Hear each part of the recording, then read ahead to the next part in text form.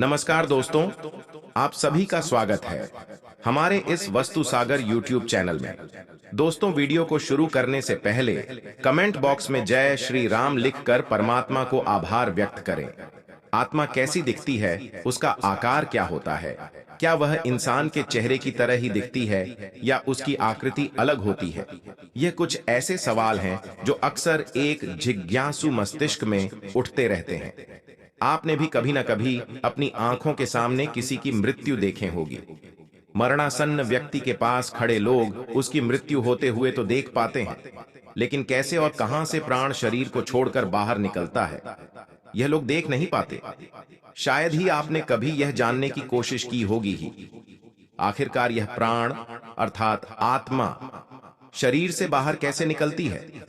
मनुष्य अपनी आंख के सामने प्रत्यक्ष प्रमाण होते हुए भी बुद्धि का सही प्रयोग नहीं कर पाता।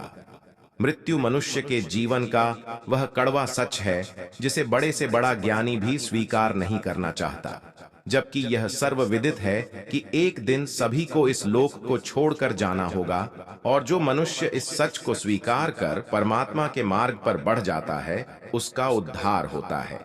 आइए अब बिना देर किए हुए जानते हैं कि आत्मा शरीर से कैसे बाहर निकलती है और इसके पीछे की प्रक्रिया क्या है। गरुड़ पुराण के 9वें अध्याय में वैकुंठपति श्री नारायण ने इसका विस्तार से वर्णन किया है। मनुष्य के शरीर में 9 द्वार बताए गए हैं। आत्मा इनमें से किसी भी द्वार के रास्ते शरीर छोड़ दी है। जहां 9 द्वार हैं, व्यक्ति का मुंह, दोनों आंखों के छिद्र, दोनों कान के छेद, दोनों नाक के छिद्र, गुदा द्वार और मूत्र द्वारा व्यक्ति की आत्मा इनमें से किसी भी द्वार से निकल सकती है। यह व्यक्ति के कर्म निर्धारित करते हैं कि आत्मा किस द्वार से शरीर को छोड़ेगी। दोस्तों, पुण्य आत्मा के प्राण शरीर के ऊपरी द्वार से निकलते हैं। उत्तरी द्वार का अर्थ है व्यक्ति काम।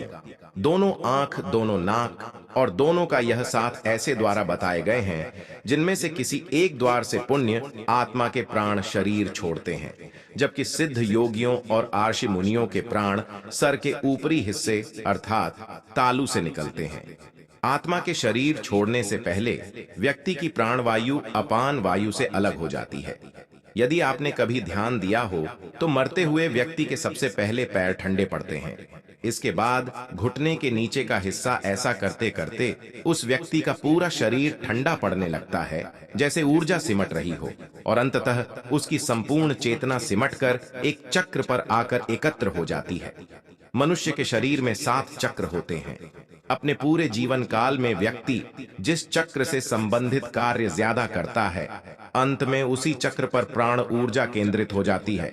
जैसे कि ध्यान की पूजा मुख्य रूप से तालु रंग है अर्थात सहस्रार चक्र से निकलती है। इसके विपरीत जो लोग अपनी पूरी जिंदगी ध्यान से दूर रहे हैं और जिन्होंने अपना संपूर्ण जीवन खान और सांसारिक भोग में ही बिता दिया हो, ऐसे व्यक्तियों की प्राण और ऊर्जा पूरे शरीर से खत्म होकर मणिपुर चक्र पर केंद्रित हो जाती है। वहीं ऐसे मनुष्य जिन्होंने अपने पूरे जीवन में केवल संभोग के बारे में ही सोचा है और ऐसी ही क्रियाओं में लिप्त रहे हैं, ऐसे मनुष्य की ऊर्जा मूलाधार चक्र पर केंद्रित होकर अंत में शरीर के निचले द्वार से बाहर निकलती है। इसी के साथ जिन मनुष्यों को संपूर्ण जीवन ज्ञान के इर्द गिर्द बीता हो, ऐसे मनुष्यों की ऊर्जा कंठ चक्र अर्थात विशुद्ध चक्र पर केंद्रित हो जाती है और अंत में शरीर के ऊपरी द्वार से निकलती है। दोस्तों, प्राण निकलने के संदर्भ में और भी बहुत सी बातों का वर्णन गरुड़ पुराण में मिलता है, जिसके अनुसार प्राण त्यागने के समय मनुष्य को अन्न और जल का त्याग करना चाहिए और यदि संभव हो तो उसे आतुर संन्यास लेना चाहिए। आतुर संन्यास का अर्थ है एक ऐसा संन्यास जो सांसारिक जीवन से विरक्ति होने पर मानसिक रूप से टक्सन लिया जाता है। ब्राउन के गले तक आने पर जो मरणासन्न मनुष्य मैंने संन्यास ले लिया है ऐसा बोलता है, वह मृत्यु के बाद विष्णु लोक को प्राप्त होता है। और ऐसे मनुष्य का जन्म दोबारा नहीं होता जो व्यक्ति मृत्यु से पूर्व गठित सभी कार्य कर लेता है। मृत्यु के समय ऐसे व्यक्ति के प्राण ऊपर के छिद्रों से सुखपूर्वक निकलते हैं। साथ ही योगियों के संदर्भ में गरुड़ पुराण में बताया गया है कि योगियों के ब्रांड तालु रंध्र से निकलते हैं। मुक्त होने के बाद शरीर तुरंत ही चेष्टा शून्य, घृणित, दुर्गंध युक्त, स्पर्श न करने योग्य और सभी के लिए निंदित हो जाता है। मृत शरीर की 3 अवस्थाएं होती हैं: कीड़ा, विष्ठा और भाषा।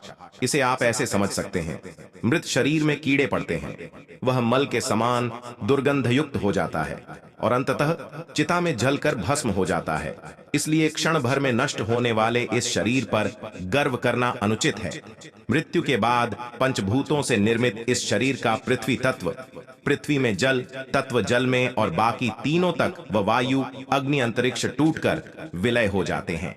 परंतु सभी प्राणियों के शरीर में स्थित सर्वव्यापी शिव स्वरूप और जगत साक्षी आत्मा ही एकमात्र ऐसी है जो कि अजर अमर है, जिसका कोई अंत नहीं है, जो एक शरीर को त्याग कर दूसरे शरीर में प्रवेश कर लेती है। मृत व्यक्ति के शरीर से निकली आत्मा नए शरीर में प्रवेश करती है। गरुड़ पुराण में इस तथ्य को कुछ इस प्रकार समझाया गया है, जैसे एक घर के जल जाने पर उसमें रहने वाला व्यक्ति जाकर दूसरे नए घर में रहने लगता है। उसी प्रकार आत्मा भी पुराना शरीर छोड़कर नया शरीर ग्रहण कर लेती है। दोस्तों, आपको हमारी वीडियो कैसी लगी कमेंट बॉक्स में जरूर बताएं।